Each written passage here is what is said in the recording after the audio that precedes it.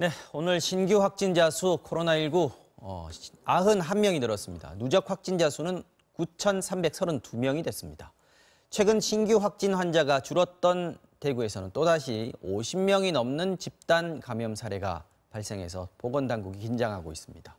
김호란 국립암센터 대학원 예방의학과 교수, 승재현 한국형사정책연구원 연구위원 모시고 이야기 나눠보겠습니다. 어서 오십시오. 안녕하십니까.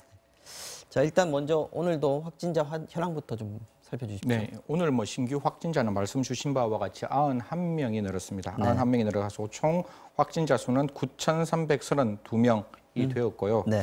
사실 이 중에서 이제 외국에서 들어오는 유입하는 어떤 외국인이 많다 보니까 외국에 들어오는 분들이 많다 보니까 확진자 91명 중에서 13명이 검역 과정에서 이제 확인이 되었습니다.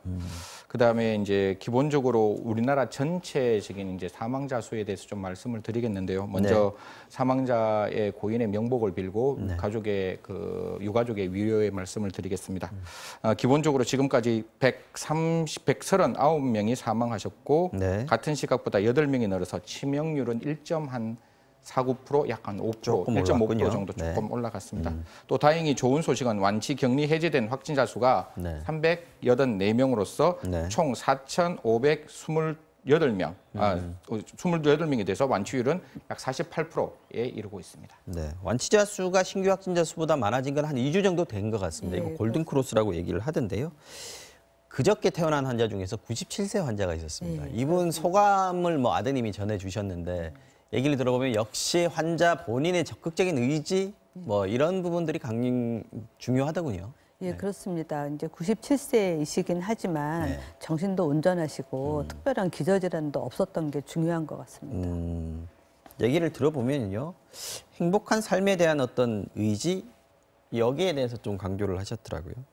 자, 그런데 오늘 대구에서요, 집단 감염 소식이 또 들렸습니다. 50명 넘었다 아까 제가 말씀드렸는데 이 숫자는 아까 오전에 공식 집계에서 91명, 여기에는 포함이 안 되는 숫자가 지금 50명 넘는 거죠?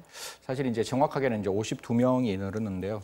이 부분에 대해서 좀 안타까운 점이 조금은 있습니다. 물론 방역 당국에서는 최선을 다했다라고 이야기를 하지만 사실 지금 이제 우리가 집단 발병이 나타난 병원의 이름이 제2미주병원인데 이러한 제2미주병원과 이전에 확진되었던 병원 이름이 대실요양병원이 있는데 같은 건물에 있는 곳입니다. 그러니까 처음에 좀 놓친 거 아닌가? 그렇죠. 그 부분이 이제 조금 아쉽죠. 물론 방역 당국에서는 순서가 있고 그다음에 계획이 있었으니까 좀 진행되는 과정 속에서 먼저 요양병원을 검토하고 그다음 정신병원으로 가는 그런 나름대로 프로토콜이 있다 할지라도 모든 경우에는 예외가 존재해야 되는 것이고 그게 사실 현실적이고 명백한 위험이 발생했다면 그 바로 위에 있는 그다음 지금 우리가 말하고 있는 제2미주병원에 대해서 좀 조사를 했으면 사실 조금 더 빨리 이런 부분들이 나타나지 않았을까라는 이제 예상은 하고 있는데요. 그래서 원래 그 병원에서 오늘 아침에 이제 여러 가지 있던 확인하는 과정 속에서 지금 52명이 이제 확진자가 늘었기 때문에 그 같은 건물에서 굉장히 많은 이제 집단 감염이 나타나고 있습니다. 조금 이해 안 가는 부분인 것 같기도 한데요. 대실요양병원에서 환자가 이렇게 많이 나왔었지 않습니까? 그렇습니다. 그래서 이제 사실은 제2미주병원에 종사자들을 다 검사를 했어요. 근데 종사자 72명이 모두 음성이어서 다행이다라고 생각을 했는데 환자 중에서 나온 거죠. 근데 그 당시에는 환자 중에 증상이 있는 사람이 없다고 얘기를 했었어요. 근데 이제 종사자 다 검사하고 난 다음에 환자 중에 증상이 있는 사람이 있다 해서 검사를 해보니까 갑자기 첫날은 1명이었다. 그 다음날 오늘 이제 51명까지 나오게 된 거예요. 그러니까 종사자보다는 누군가 이제 방문객이 그 환자하고 접촉해서 감염이 일어난 게 아닌가 싶습니다. 그럼 대실요양병원에서 전염됐다 이렇게 볼 수 있는 증거는 아직은 없다고? 그럴 수도 있습니다. 이제 대실요양병원에 누군가가 이제 올라가서 환자를 만났을 수도 있고 환자도 그 안에서만 폐쇄병동이 아니면 이제 왔다 갔다 할 수 있으니까 엘리베이터를 같이 쓰기 때문에 거기서 만났을 수도 있고요. 좀 더 역학조사가 필요합니다. 과거에 보면은 청도에서도 보면 같은 건물 안에 요양병원이 있었고 정신과 병동이 있었지 않습니까? 그렇죠. 이 지금 제2미주병원 같은 경우에도 정신병동이더라고요. 그렇죠. 그렇다고 하면 요양원과 정신병동에서 근무하는 어떤 뭐 요양사라고 할까요? 이런 분들이 좀 같이 움직이지 않았었나 하는 그러니까 생각이 서로 드는데. 만났을 수도 있겠죠. 네. 이제 한 사람이 두 군데 근무는 하지 않았겠지만 식당을 또 같이 쓴다든지. 그렇죠. 예, 서로 만났을 수도 있고요. 알겠습니다. 자, 이번에는 최근에 증가 추세인 해외 유입 확진 사례들 좀 보겠습니다. 지금 뭐 30일부터 이거 지금 새로 이건 속보인 네네. 것 같습니다. 30일부터는 한국으로 오는 모든 항공기 탑승자들 발열 체크한다. 이건 네. 어떤 내용입니까? 이게 이제 외국에서 올 때 대한민국 국적기를 타고 올 수도 있고 해외 이제 비행기를 타고 올 수 있는데 그게 관계없이 대한민국으로 오는 모든 그 탑승객에 한해서 37.5도의 발열 체크를 하고 37.5도. 비행기 자체를 탈 수 없도록 만드는 조치를 취했는 거죠. 탑승 자체가 안 된다. 예, 탑승 자체가 안 된다. 그러니까 만약에 열이 있는데 그 열 있는 사람이 혹시나 비행기에 같이 탑승해서 좀 더 어떤 그 코로나19 바이러스를 확산할 수 있는 위험성도 있기 때문에 네. 먼저 선제적으로 우리나라에 들어오기 전에 이미 탑승객의 어떤 발열 체크를 함으로써 우리나라의 입구 전략을 조금 더 강하게 공세로 이제 전략을 취하는 듯한 모습인데요. 사실 이 경우에서 뭐 37.5도가 돼서 혹시나 이제 비행기 탑승을 못하면 그 부분에 대해서는 비용은 전액 환불하는 것이라고 그렇게 방역 당국에서 밝혔습니다. 알겠습니다. 오늘부터는 미국발 입국자 오늘 0시부터죠. 검역이 강화됩니다. 그런데 얼마 전에 미국에서 입국한 유학생이 있었습니다. 좀 10대였는데 제주도에 가가지고 증상이 있는데 돌아다니다가 지금 난리가 났습니다. 지금 제주에서 원희룡 지사가 직접 나섰습니다. 예. 사실 뭐 이 부분도 뭐 당사자에 대해서 저희들이 뭐 이렇게 크게 막 이렇게 비난을 하는 거는 조금 차치를 하더라도 아쉬운 점은 분명히 존재를 하는 거죠. 네. 지금 이제 미국에서 귀국했는 날짜가 아마 15일 날 귀국을 하고 네. 한 5일 정도 있다가 제주도에 이제 어머님과 같이 놀러를 갔는 걸로 보여요. 여행을 갔는 걸로 보이는데 네. 갔는 첫날부터 발열이 있었고 우리가 증상이 흔히 말하는 있었어요, 유증상이 있었다면 조금 조심을 했어야 되는데 왜 제주지사가 저렇게 좀 이렇게 강력하게 말씀을 하는가 하면 화가 많이 났습니다. 증상을 있었음에도 불구하고 4박 5일 동안에 네. 여행을 다 완결을 했는 거예요. 그럼 중간에 뭐 갈 때 다 가고. 예, 갈 때 다 가고 20군데 이상 다 가고 그런 상태에서 돌아오는 날 몸이 얼마만큼 아팠으면 바로 그날 강남구에 있는 보건소에 갔는 거예요. 만약에 돌아와서도 증상이 없었다면 가지 않았을 거잖아요. 돌아오는 날, 제주도에 돌아오는 날 가서 그 다음 날 이제 바로 이제 확진 판결을 받았기 때문에 사실 뭐 좀 아쉽죠. 당연히 이런 행동을 하지 않아야 되는 행동임에도 불구하고 네. 물론 뭐 외국에 있다가 부모님 만났으면 뭐 진짜 좋은 4월에 갈 수 있는데 지금은 비상시국이고 그럼요. 지금은 모든 사람이 사회적 격리 두기를 하고 있다면 좀 이런 부분은 좀 자제해 주시고 돌아올 때 격리 조치가 권고였다고 해서 사실 그런 곳에 갈 수 있다는 의미는 아니거든요.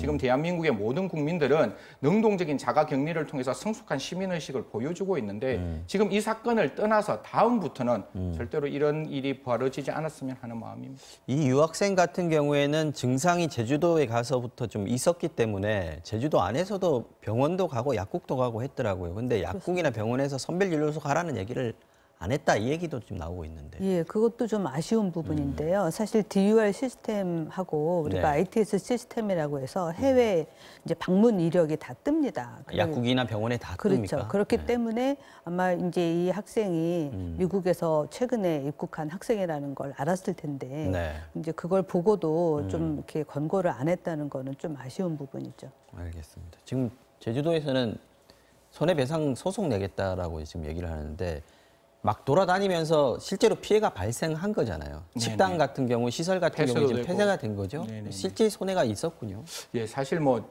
이제 이런 부분도 이제 패널로서는 좀 조심스러운 게 혹시 이분에게 너무 큰 부담을 가게 되면 또 혹시나 다른 문제가 발생할까 네. 싶어서 좀 조심스러운데 이거는 이 사건에 국한된 게 아니라 앞으로 나타날 수 있는 사건을 위해서 꼭 말씀을 드리겠는데요. 그럼요. 경고를 할 필요는 있습니다. 예, 저희도요. 분명히 이제 확진자가 왔을 때 굉장히 많은 손해가 발생할 수밖에 없는 거잖아요. 네. 첫 번째 제주도에 있는 그 제주의 입장에서는 당연히 손해가 발생할 것을 예상할 수 있으니까 제주도에서도 원고가 돼서 손해배상을 하겠다는 것이고 네. 실질적으로 손해를 입는 거는 그 영세업자들이 이 확진자가 갔다 왔다 그러면 분명히 폐쇄를 해야 되는 그런 조치가 있기 때문에 그렇죠. 하루하루 굉장히 어렵게 살아가시는 분들이 2, 3일 만약에 그 셧다운이 되면 네. 거기에 대한 손해배상은 분명히 있을 거고 접촉했는 사람들이 사후에 어떤 그 문제가 발생했을 때 원고로서 손해배상을 하겠다라고 제주도에서는 밝혔고 그 금액을 지금 어림잡아 한 1억 정도의 어떤 손해배상액이 나오고 있다라고 이야기를 하는데요. 분명히 꼭 말씀드리겠습니다. 지금 우리가 갖고 있는 능동적 자가격리는 자기를 위해서뿐만 아니라 사회의 모든 분들을 위해서 이 경우는 필요한 것이고 지금 같은 경우에도 이 유학생뿐만 아니라 부모님도 확진이 됐는 상황이다 보니까 처음부터 좀 자가격리를 했다면 자기는 격리 확진될 수 있지만 주위 분들에게 확진 안 될 수 있는 가능성도 분명히 있었거든요. 그래서 맞습니다. 그런 부분들에서 조금 더 조심스럽고 조금 더 이렇게 기민한 그런 어떤 판단을 해주셨으면 하는 마음입니다. 서울에서도 지금 자가격리 권고 어기고 지금 돌아다닌 사람 마구 돌아다녔던데요. 이 케이스도 지금 문제가 되고 있어요. 사실 이제 미국에서 많이 돌아오시면서 이제 유학생들 이제 물론 바깥에 이분도 미국에서 돌아온 거죠? 해외에서 이제 많이 오셨던 분들이 이제 국내에 오시면서 조금 이제 얼마나 국내가 많이 보고 싶겠습니까? 분명히 그 마음은 이해를 하지만 갔다 오셨던 분들이 거기에 자가격리의 어떤 그 내용을 조금 수칙을 위반하고 동네를 많이 돌아다니고 계시는 일들이 지금 언론에서 많이 이야기되고 있는데요. 앞으로 더 많은 분들이 외국에서 돌아오실 거라고 생각합니다. 그러니까 이런 부분에 대해서는 좀 같은 가족이 스스로 좀 이렇게 좀 우리 조금만 참자라고 조금 같이 이야기하면서 조금만 더 참아주셨으면 하는 마음입니다.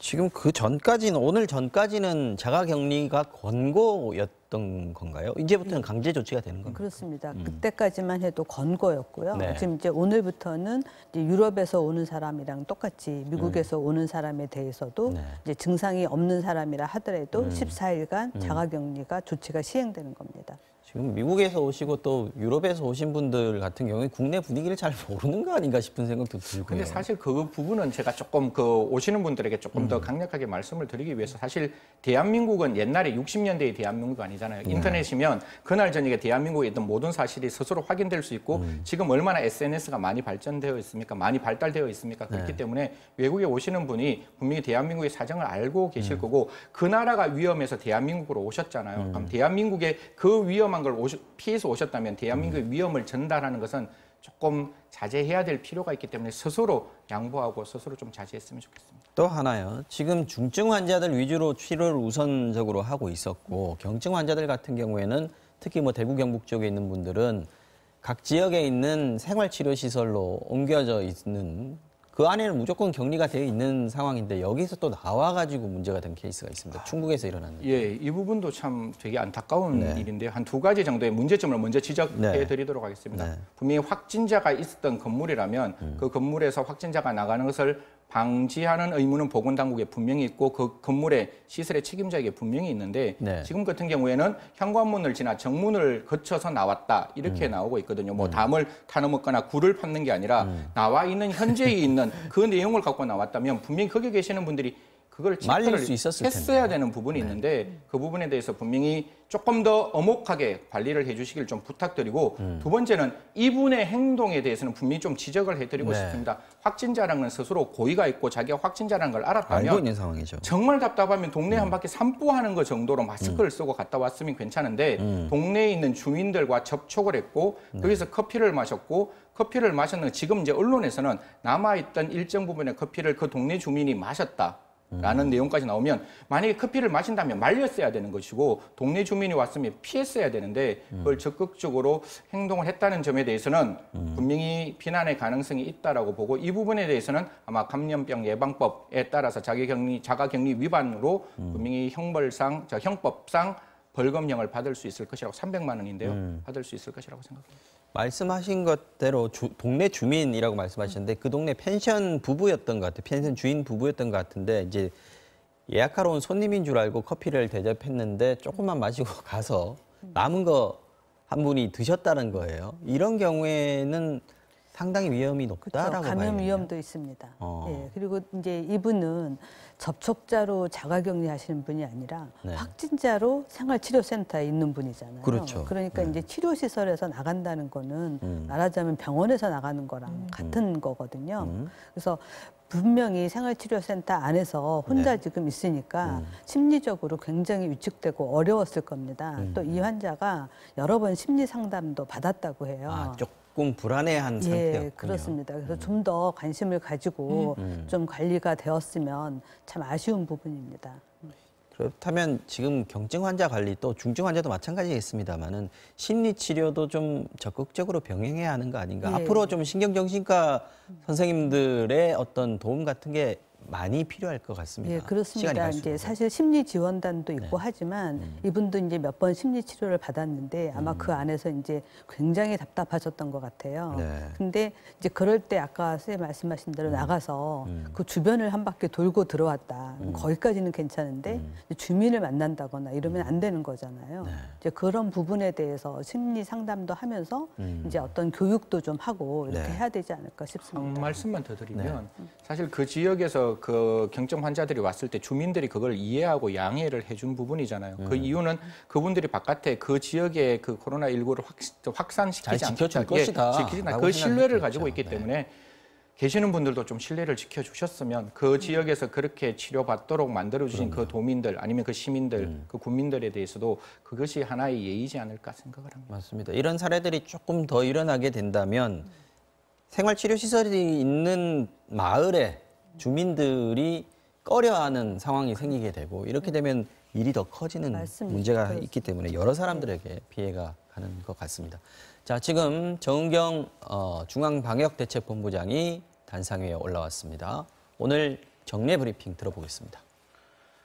코로나 바이러스 감염증 19 국내 발생 현황에 대해서 말씀드리겠습니다.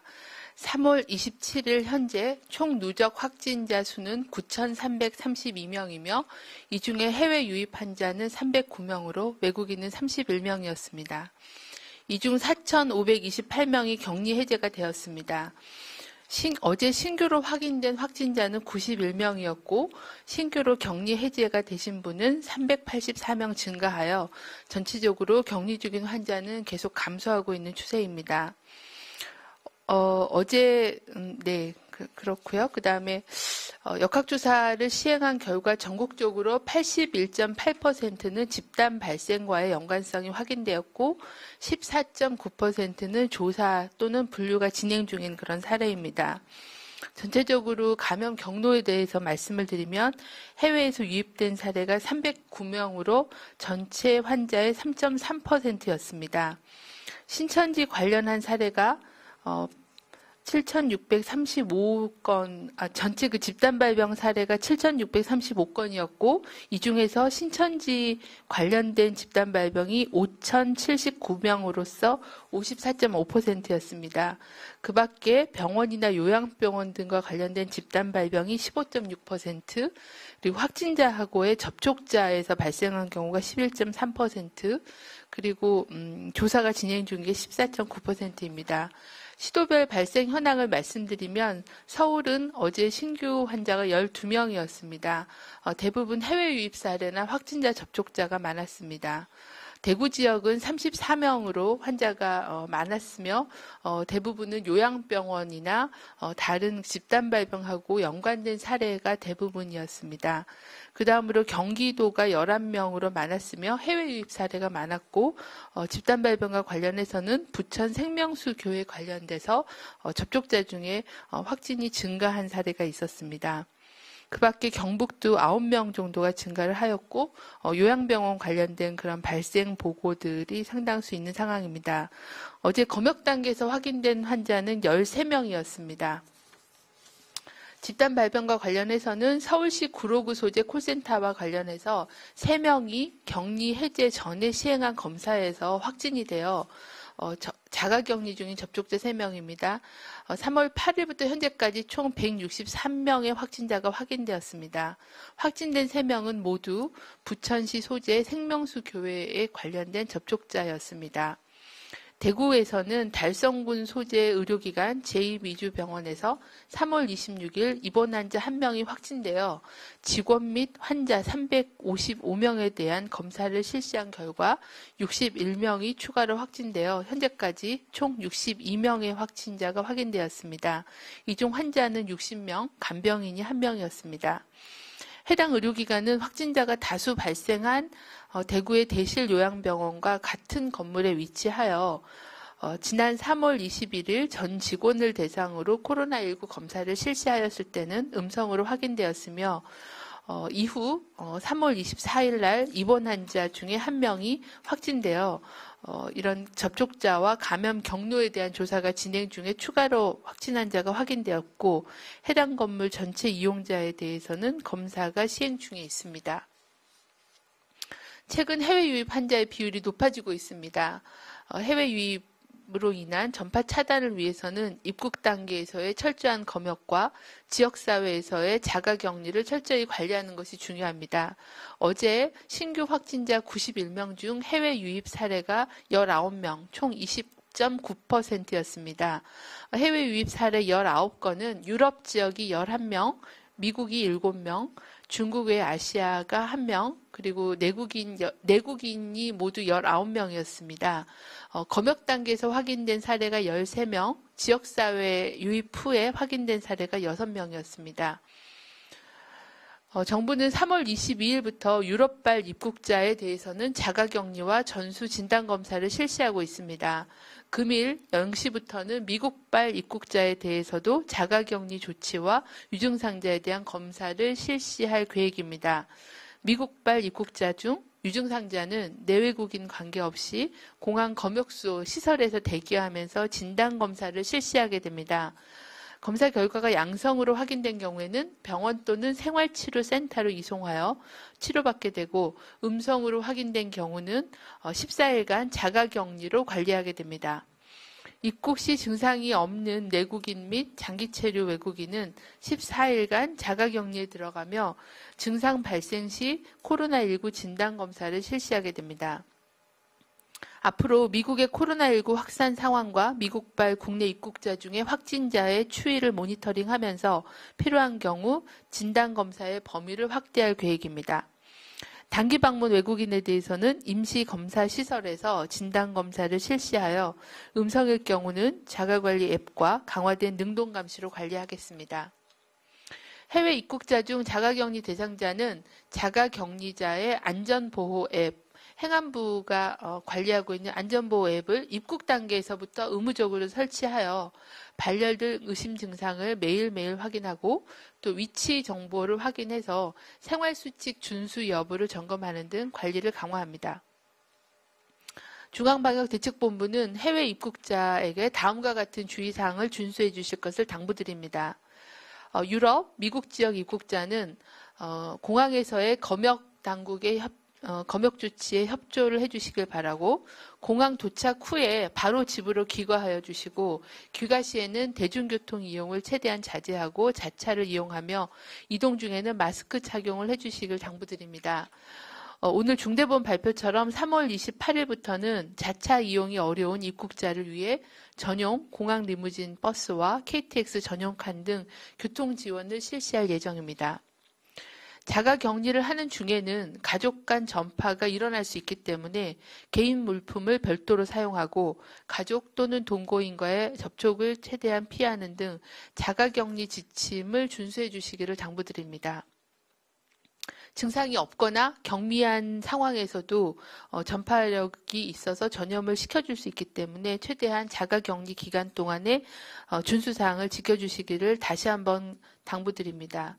또한 의심 증상이 발생할 경우에는 의료기관을 직접 방문하지 말고 즉시 지자체 담당자 또는 자가격리 앱을 통해서 연락해서 선별진료소에서 검사를 받아야 합니다. 자가격리를 위반하는 경우에는 1년 이하의 징역 또는 1,000만 원 이하의 벌금에 처해질 수 있다는 것도 확인드립니다. 유럽과 미국 이외의 지역 입국자도 14일간은 가급적 자택에 머무르며 사람과의 접촉을 최소화해 주시고 외출, 출근은 하지 말고 가족 간의 감염을 막기 위해 개인위생 수칙을 준수해 주시기를 당부드립니다. 의심 증상이 발생할 경우에는 1339 콜센터의 안내 등을 통해서 선별진료소에서 진료를 받아주시고 필요한 검사를 받아주실 것을 당부드립니다. 특히 많은 사업장에서도 사업장 내에서의 전파를 차단하기 위해서는 최근 14일 동안의 해외 출장력이 있는 사람들은 귀국 후 2주간은 출근하지 않도록 당부를 해주시길 바라고 집단시설 또는 다중이용시설에서도 해외 영역이 있는 직원은 출근을 금지하고 재택근무로 전환할 것을 공고드립니다. 정부는 3월 22일부터 최대한 집안에 머무르면서 외출을 자제하고 또 직장에서도 직원끼리의 접촉을 최소화하는 등 강화된 사회적 거리두기에 대한 운동을 취하고 있습니다. 또한 감염 위험이 높은 일부 시설과 업종의 운영을 제한하는 등의 조치를 시행하고 있습니다.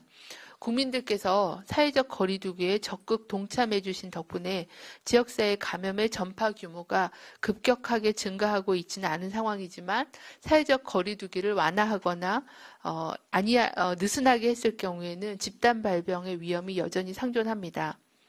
특히 오늘부터 내일부터는 주말입니다.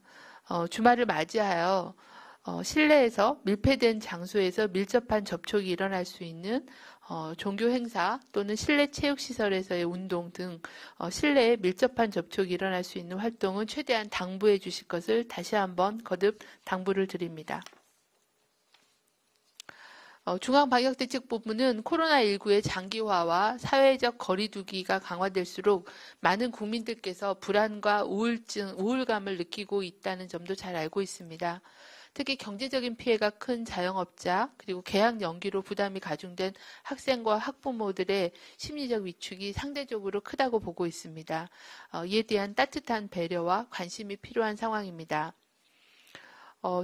신종 감염병 유행이 지속되면서 누구나 우울감, 불안감을 느낄 수 있습니다. 이러한 코로나 우울증을 예방 극복하기 위해서는 주변 이웃, 친구들과의 연락을 유지하며 안부 인사를 나누고 서로 격려하는 사회적 거리두기는 하지만 마음 가까이 두기의 활동을 권고드립니다.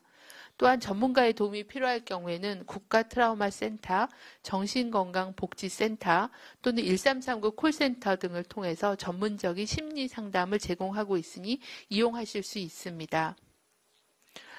국립보건연구원은 3월 27일 코로나19에 대한 보다 적극적이고 효율적인 연구 강화 방안을 모색하기 위해 과기부, 식약처, 의료기관과 함께 민간협의체를 구성하여 운영 방안을 논의할 예정입니다. 이 향후 민간협의체를 통해서 진단제, 백신, 치료제와 관련하여 연구개발 현황에 대한 정보를 공유하고 실용화를 앞당길 수 있는 그런 방안을 마련할 계획입니다. 이상입니다. 네, 지금부터 질의응답 가시도록 하겠습니다. 네, 브리핑 내용 간단하게 다시 한번 점검을 좀 해보겠습니다. 아까 저희가 얘기할 때 대구 제2미주병원에서 52명의 추가 확진자가 나왔다라고 지금 말씀을 드렸는데 오늘 정은경 본부장 브리핑에 따르면 모두 61명으로 더 많다라는 얘기고요. 이 부분에 대해서 정정을 해드리고요. 그리고 얘기했습니다. 미국하고 유럽에서 입국하는 분들 자가격리를 해야 되는데 집으로 돌아갈 때 차들 다 안 가져왔을 텐데 대중교통 이용하면 더 위험한 거 아니냐 이런 지적들이 있었거든요. 오늘 대책으로 교통지원 대책이 나왔습니다. 차가 없는 분들은 전용 공항 리무진을 배치한다든지 또 KTX 전용 칸을 만든다든지 하는 식으로 지원을 하겠다 하는 부분을 얘기해 주셨고 또 변함없이 주말을 맞아서 또 예배, 종교시설, 스포츠시설, 실내 활동 자제해달라는 당부를 했고요. 아까 말씀하셨던 심리 방역 이 문제 이제 계속 대두가 될 것 같으니까요. 이 얘기하셨습니다. 몸은 멀리 마음은 가까이 이 운동을 유지해달라라는 부분 강조를 했습니다. 다음으로 좀 넘어갈 텐데 시간이 그렇게 많지는 않은데요. 이 부분은 오늘 짚어야 될 것 같습니다. 미국이요. 지금 확진자 수가 중국을 넘어섰습니다. 언제 이렇게 됐습니까? 사실 이제 미국이 제일 처음에는 봉쇄 전략을 취해서 조금 안에 있는 전략을 조금 쉽게 가져가는 부분이 있지 않을까라고 생각하는데요. 지금은 전 세계 가장 1위의 숫자를 기록하고 있습니다. 몇 명입니까? 지금? 이탈리아가 한 8만 명, 그다음 중국이 8만 1,000명인데 미국은 8만 2천 명 가까이 지금 늘어나고 있고요.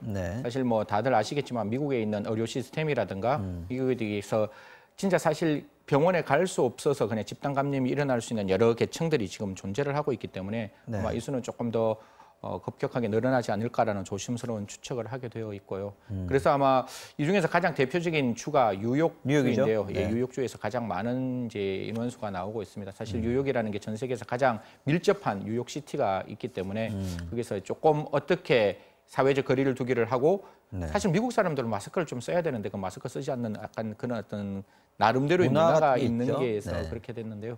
좀 그 부분에 대해서 좀 적극적으로 미국에서 방역 대책을 만들어 주시기를 좀 기대하고 있습니다. 교수님께서는 지금 미국 이거 하루에 한 10,000명 이상씩 지금 계속 늘었고 어제 같은 경우는 훨씬 더 많이 늘었어요. 이런 추세는 어떤 이유라고 봐야 됩니까? 사실 미국에서 지금 확진자가 나오는 거는 네. 지금 막 전파가 되고 있다기보다는 이미 감염된 사람을 적극적으로 검사를 하니까 다 확인이 되는 상황입니다. 그동안 몰랐던 게 드러나고 있죠. 그렇죠. 그러니까 사실 1월 31일 날 네. 이제 미국에서 중국에서 오는 거를 다 막았잖아요. 네. 그러면서 어느 정도 좀 안이하게 생각했던 게 아닌가 싶습니다. 사실 그렇게 막는다고 막아지는 게 아니거든요. 네. 그러니까 이미 이제 들어와서 감염 전파가 계속 이루어지고 있는데도 모르고 있었던 거죠. 이제 이렇게 폭증을 하다 보면 또 문제가 뭐냐면 의료진들의 감염이 일어납니다. 네. 벌써 미국에서 의료진 사망까지 일어나고 있거든요. 아, 그랬습니다. 예, 그러니까 이제 뉴욕에서 갑자기 한 4만 명 가까운 환자가 나오니까 네. 이제 도저히 감당할 수 없는 상황까지 온 거고요. 네. 사실 이제 다른 지역도 속속 더 환자가 많이 나올 것 같은 생각이 듭니다. 그리고 말씀하셨듯이 마스크를 미국 사람들이 이제 문화적으로 안 쓰기도 하지만 네. 마스크가 없기 때문에 마스크를 쓰라고 권고할 수도 없는 상황입니다. 평소에 잘 안 쓰니까 또 뭐 어디 약국이든 마트든 그렇죠. 가도 마스크가 별로 없는 상황일 수도 있고요. 사실 아마 마스크를 쓰라고 권고하면 네. 총기 사고가 더 많이 날 거다 하는 얘기가 나올 정도로 굉장히 위험한 상황입니다. 그렇군요. 문화적인 특성도 있습니다. 계약 얘기 좀 하겠습니다. 네네.